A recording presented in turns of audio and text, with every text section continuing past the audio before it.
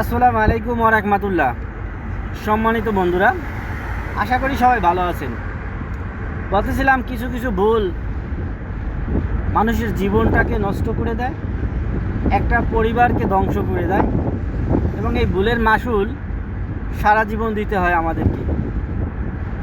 যার হৃদয়ে মা বাবা ভাই বোন আত্মীয় স্বজনের জন্য মায়া বেশি, দায়িত্ব বেশি, তাদের কষ্টও বেশি, এবং তাদের কষ্ট কেউ বুঝতে চায় না। তারা মানুষের জন্য নিঃস্বার্থভাবে কাজ করে যায় বিদায়ী তারা সারা জীবন বোকার মতো, গাধার মতো, বলদের বোঝা বইতে থাকে এবং সারা জীবনেই কষ্ট করতে থাকে। তাদের দুঃখ কষ্ট এর কোনো সীমা নেই। কারণ হচ্ছে তারা দায়িত্ববান এবং তাদের মায়া বেশি। এটাই হচ্ছে তাদের অপরাধ। বুঝতে পারছেন? তো